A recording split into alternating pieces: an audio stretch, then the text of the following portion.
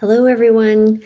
Today I'm going to jump off my favorite thing to talk about, which is mindfulness and habit changes, and speak to something that I was actually interviewed about today. So I'm hosting a hypertension summit, How to Reverse Hypertension Naturally. It'll go live in March. So I'm interviewing all these amazing people, and one of them is Dr. Clapper. So I spoke to him all about salts and different things, and how the body takes in sodium and increases your blood pressure. Then I was interviewed for a sleep summit and was discussing how valuable a whole food plant-based diet is in embracing lifestyle interventions. And one of the questions that was really interesting that got me thinking that I think this might be helpful for you is understanding this bidirectional relationship between high blood pressure and sleep. And many times we think that high blood pressure wouldn't necessarily do anything to sleep, but it actually does. High blood pressure is very insidious, meaning it kind of sneaks up on you, right? You don't even realize you have it until someone measures it. Unless you have an acute elevation of your blood pressure, you might get headaches or dizziness, blurred vision. So we can talk about what causes high blood pressure and stuff later, but I wanted to just speak to just kind of the complex relationship between sleep and high blood pressure. So first, how high blood pressure affects sleep, right? So first of all, there's sleep disorders. So high blood pressure is associated with an increased risk of sleep disorders, particularly sleep apnea.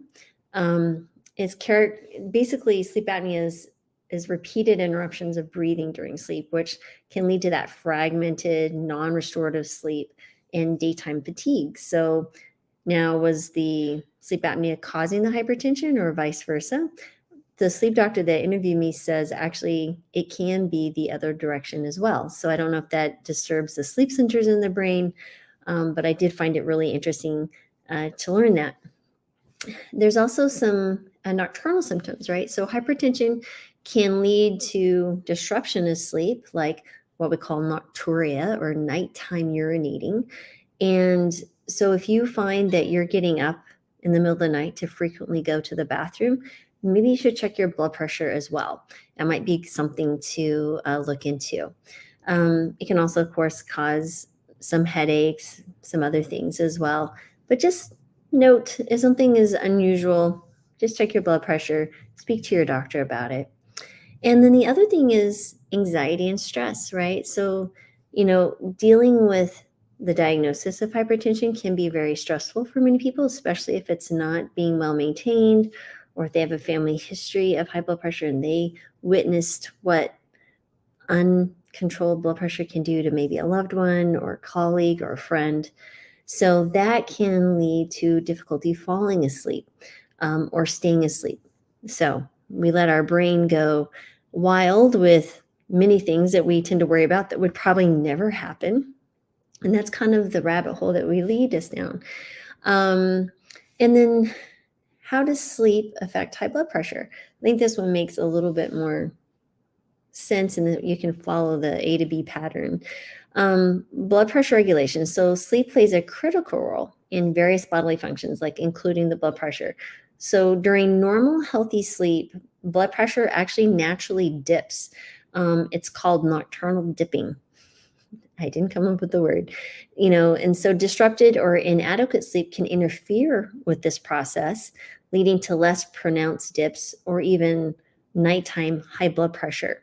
So if you're not getting the sleep depth, entering into REM sleep or deep sleep, you're not going to get that natural decrease in your blood pressure.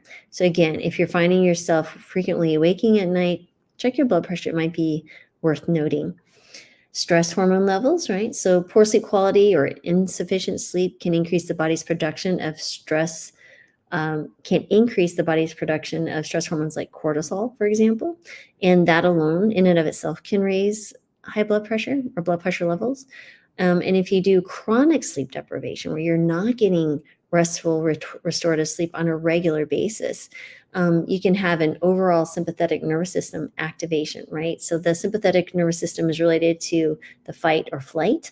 I mean, you get revved up, you're not you're no longer hungry, you're like ready to go or fight or do something to get out of this stressful situation. So if you have a chronically activated sympathetic nervous system, you can also contribute to increased blood pressure. The other thing is, of course, lifestyle impact, right? So chronic poor sleep can affect lifestyle choices. You're not feeling well, your mood is not so good, and that can reduce your ability to exercise or motivation to exercise. It makes it harder to make healthy, food choices, and all of those, of course, increase your risk for hypertension.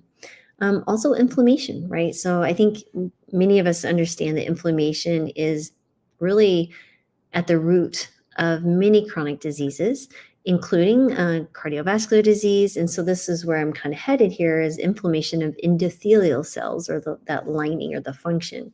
So, poor sleep can lead to increased inflammation and impaired endothelial function, which is the uh, inner cell lining. If you ever watched a Dr. Esselstyn video, he's much more elegant at describing this than for me, but this single cell layer, and it's important because it releases nitric oxide.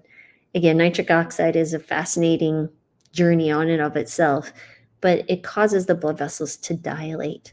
And so if you have decreased endothelial function, you have arterial stiffening, which leads to elevated blood pressure.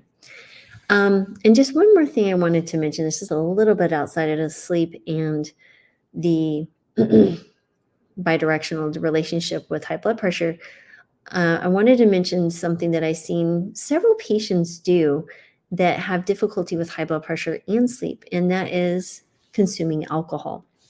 So sometimes people think, oh, I'm just going to have my wine or my beer, or one or two drinks a night, and I'll be fine. This actually disrupts your sleep, and alcohol in and of itself can actually increase blood pressure as well. So if you're struggling to figure out why you're not getting restful sleep and your blood pressure remains elevated, maybe it's as simple as removing the alcohol that you might be consuming. And especially if you're noticing that it's occurring only on the evenings, or maybe the night that you consume alcohol and a few days later, because it can take some time to see that sleep regulation improve.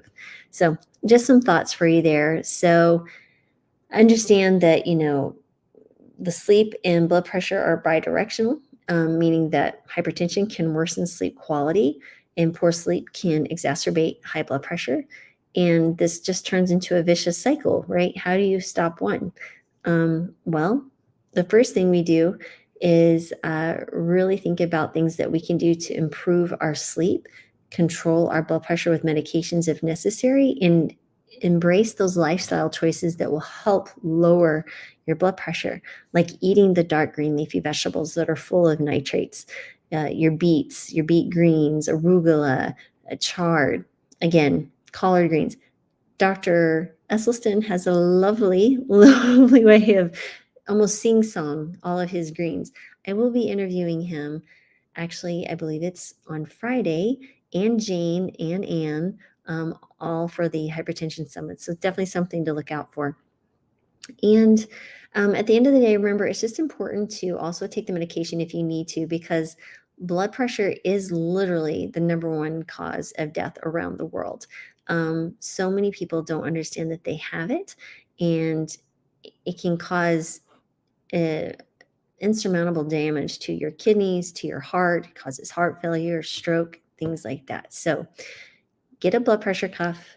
You can get Omron, is a really simple one. I think I have one here somewhere. I like to keep one available to show patients when I am seeing them. Here we go. And this one I think was like, I don't know, $34, $32 on Amazon. It's the Omron HEM RML 31. I don't know if that's what you need, but it looks like this. And what you want to do is put the cuff on your upper arm. You want to utilize one that uses the upper arm, not a wrist, because these are more accurate. And if you have concerns about the accuracy, you can always go to your doctor and have them listen with their ears to make sure that this is calibrated correctly. You want to be sitting for 5 minutes, not speaking, not drinking, not eating, having had your last meal about half an hour at least. And then you can check it on the same arm, you can go to different arms, but wait a minute or two and try to do maybe 2 or 3 pressure readings, deep breathing, relax, and then you can average those out, and that'll give you a really good understanding of where your blood pressure is at that moment in time. Now, you can also make sure that you're checking your blood pressure regular at the same times of days, because there is a circadian rhythm to blood pressure, and you may want to make sure that you're actually measuring it at the same time. I also like to have patients measure at different times, because at different times of the day you may be higher, and we need to make note of that, and then do active interventions to make sure that it improves. What are the blood pressures I'm looking for? I'm looking for blood pressures to remain under 120 and under 80. That is ideal, maybe even 115 and lower on top, because that is the systolic pressure. That's when the heart is contracting and it's exerting blood pressure against the arteries as the heart is squeezing. And then between contractions, there's a rest period where the heart is filling back up before it contracts again. That is the point in time that resting stiffness or pressure can be measured. It's called diastolic, and that is your lower blood pressure number. So when do I determine that patients need to stop medications or decrease medications? A few. When I give them 3 things, actually. So the first thing is numbers. Data is really easy. If you're checking your blood pressure regularly, I need you checking it before medications and then at least an hour after medications. And the reason I do that is to look for the baseline blood pressure. And because if it's, let's say, 130 over, I don't know, 85, and you're on 3 blood pressure medications, might not be a good idea to take all 3, because that might bottom you out, meaning with too low of blood pressure, and can cause all sorts of issues in and of itself. So if that occurs, let your doctor know, say, hey, I'm pretty getting decent blood pressures. Do I need to stop any of these medications? And the other thing is if you're symptomatic, right? So if you're dizzy upon standing, and you're just like, whoa, didn't lightheaded, that feeling, we've all kind of had it, maybe when we were sick or something, that could be a problem with the blood pressure being too low because of the medication. Remember, when you stand or when we move or even sit up, blood pressure will naturally increase. That's a normal, good function, because we got to get that blood to the brain. And so that is one thing that you want to consider. The other one is if you notice that you had great energy and suddenly you're like, man, I'm just really tired, I just want to take a nap. That could be an indication that your blood pressure is too low. Make sure you're checking your blood pressure. And that circles back to making sure you check the blood pressure an hour or so after taking medications, so we can see just what the blood pressure medication is doing to you. It does not mean to go and eat salty foods and increase it back up. That's not what that means. It means that we need to decrease medications. So those are the typical indications for blood pressure. Hope that makes sense. So remember, there are 3 major components that I really encourage patients to focus on. Because I think, us all trying to have the goal of being lifestyle perfect, there is no such thing. We all struggle. But there are 3 things that if you can hone in on these 3 things, so many of the other things get easier. A healthy anti-inflammatory diet, plant predominant diet, beans, veggies, fruits, and whole grains, and some nuts and seeds. 2, restorative sleep, going to bed at the same time, waking up at the same time, making sure the room is dark, making sure it's quiet, earplugs, mask, whatever you need to do to make it your little cubby hole so you can go in and feel like you're nice and snug to sleep. Make sure the room is nice and cool, 68 degrees or so, works nicely, and adjusting from there. If you find that you're urinating frequently at night, decreasing the amount of fluids that you're drinking at least 3 to 4 hours prior to bedtime. The rate of which you're drinking fluid also makes sense. So maybe just sip instead of gulp. Decreasing stress before bed, decreasing the light. The melatonin is very sensitive to light. So again, the bright lights, again, those are just the ones I'm running off the top of my head for the sleep. So you want healthy plant-based diet, better restorative sleep, and move your body. Move your body. Motion is lotion for the body. So the more you move, guess what? You get better sleep. And I have found that around 12,000 steps seems to be my threshold, that the more I get beyond that, I'm still good. But if I don't get quite to my 12,000, I don't sleep as well. So maybe there's something there. A diary on your sleep, or those three things might be a good thing to think back on and look at for the future. And yeah, I think that's everything today. I hope that was helpful. And yeah, so fascinating stuff. Tomorrow, I'm going back to my favorite topic. I am in the middle of listening to a book called Mindfulness, and I just finished another book by the same author, The Mindful Body by Dr. Ellen Langer. She works at Harvard, and she agreed this morning to let me interview her. So I get really tickled and excited. I'm just so honored that someone will take the time to let me speak to them. And I can't wait for you also to hear this awesome interview, because I know it's going to be phenomenal. I've been digesting everything that I can get my hands on since I first heard a podcast that she was on. And yeah, so I'll jump on the mindful bandwagon tomorrow. I was really excited. I actually woke up in the middle of the night with this awesome, fun thought I wanted to share with you today, but I replaced it with hypertension because I felt maybe someone needed to hear it today. So hope that's helpful. And if you're in the Healing Kitchen, and if you're not, you can check it out, the Healing Kitchens at drmarbers.com.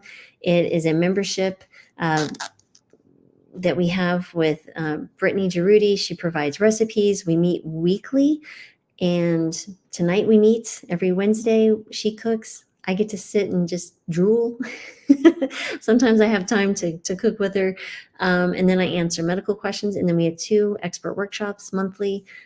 This Saturday is going to be Dr. Michael Clapper. So if you want to, you can just purchase the workshop too if you want, or you can join the Healing Kitchen and come. And because it's free to all Healing Kitchen members, he's going to be speaking about hypertension. And then on the 30th, I also do a monthly workshop with an ebook every month. And I'll be speaking about osteoporosis. So, and I answer questions, and I'll do those every month. I am also opening up my next glucose mastermind. We don't have the landing page up quite yet. You can still sign up for the waiting list if you like. We'll be starting the first group December 12th, and we'll meet December 19th and 12th in December, and then in January we'll meet twice, and in February we'll meet twice. So be on the lookout for that, because I know many of you have emailed me asking. I'm only going to be taking a certain number of people because I really want it to be the group dynamic, to where we can discuss and share and get you the CGM and look at your data. So I hope that's all helpful and fun and cool. You guys have a wonderful rest of your evening. I know I am. I can't wait to go and spend some time with folks in the Healing Kitchen. So have a great day, and I will see you tomorrow. Okay, bye everyone.